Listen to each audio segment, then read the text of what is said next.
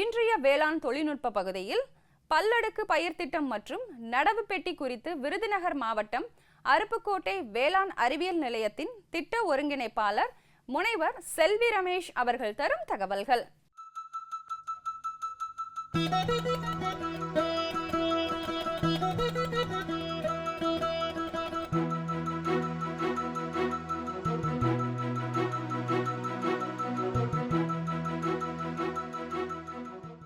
விருதுநகர் மாவட்ட மானாவாரி விவசாயிகள் பயன்பெறும் வகையில் பல்லடுக்கு பயிர் மாதிரி திட்டம் வேளாண்மை அறிவியல் நில வளாகத்தினுள் அமைக்கப்பட்டுள்ளது.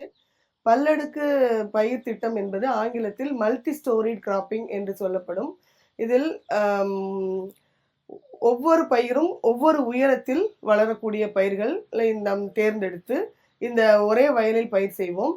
இந்த பல்லடுக்கு பயிர் திட்டத்தில் தாண்டிக்காய் முதல் அடுக்கு, அது அதிக உயரம் வளரக்கூடியது. தாண்டிக்காய் என்பது திரிபலா சூரணத்தின் ஒரு பகுதி. நெல்லிக்காய், தாண்டிக்காய், கடுக்காய் மூன்றும் சேர்ந்தது தான் நம்ம திரிபலா சூரணம்னு சொல்லுவோம். ஸோ இந்த மானாவாரியில் கரிசல் காட்டு மண்ணில் இந்த தாண்டிக்காய் நல்லா வளரக்கூடிய சூழ்நிலை இருக்கிறதுனால இதை நம்ம பயிரிட்டுருக்குறோம். இந்த கடந்த ஒரு வருஷத்தில் வளர்ச்சி நல்லா இருக்குது. ஸோ முதல் அடுக்கு பயிர் தாண்டிக்காய். அடுத்த ரெண்டு தாண்டிக்காய் வரிசைக்கு இடையில நம்ம ஒரு செடி முருங்கை, பெரியகுளம் 1 செடி முருங்கையை நட்டுருக்குறோம். அது அடுத்த உயரத்தில் வரக்கூடிய பயிர்.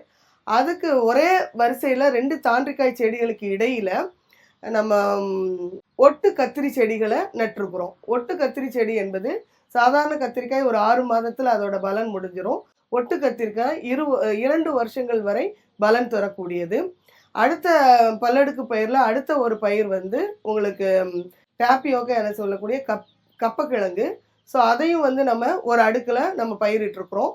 அதுக்கு அடுத்தபடியாக செங்காம்பு கருவேப்பிள்ளை, அது உயரம் குறைவாக வரும்.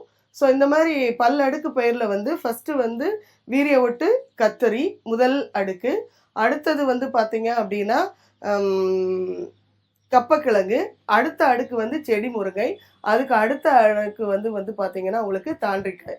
ஸோ இந்த மாதிரி பலவித உயரங்களில் இருக்கிறதுனால உங்களுக்கு மண்ணிலையும் பல அடுக்குகளில் அதை சத்துக்களையும் நீரையும் எடுத்துக்கிறோம்.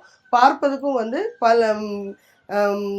பல உயரத்தில் இருக்கிறப்ப உங்களுக்கு இடத்த ரொம்ப எஃபெக்டிவாக யூஸ் பண்ணுறதுக்கு வசதியாக இருக்கும். ஸோ மானாவாரியில் இந்த 4-5 விதமான பயிர்களையும் ஒரே வயலில் பல்லடுக்கு பயிராக போடலாம் அப்படின்றது நம்ம நிரூபிக்கப்பட்டிருக்கிறது. அடுத்தபடியாக இந்த மானாவாரி பகுதிகளில் மரப்பயிர்கள் மற்றும் பழப்பயிர்களை நடுவதற்காக நடவு பெட்டி ஒன்றை மண்டல ஆராய்ச்சி நிலையம் மூலமாக அறிமுகப்படுத்தியுள்ளோம். இந்த நடவு பெட்டி என்பது 3 பகுதிகளை கொண்டது. ஒரு கீழே ஒரு அடியில் தண்ணீர் சேகரிக்கும் ஒரு தொட்டி மாதிரியான ஒரு அமைப்பு, மேலே மூடி மாதிரி அமைப்பு. அந்த மூடியில் சிறு சிறு வரிகள் போல பள்ளங்கள் இருக்கும். அந்த பள்ளங்கள் முடிகிற இடத்துல துவாரங்கள் இருக்கும். ஸோ இந்த ஏதோ ஒரு மரப்பயிரையோ பழப்பயிரையோ நம்ம நட்டுட்டு இந்த நடவு பெட்டியும் நம்ம உள்ளே வச்சுட்டோம் அப்படின்னா என்ன ஆகும் அப்படின்னா, மழை காலங்களில் அந்த மூடியில் இருக்கிற அந்த பள்ளங்கள்லேருந்து மழை நீர் அறுவடை செய்யப்பட்டு அந்த துவாரங்கள் வழியாக அந்த பெட்டியில் சேகரிக்கப்படும். 6 முதல் 11 லிட்டர் வரை தண்ணீர் சேகரிக்கப்படும்.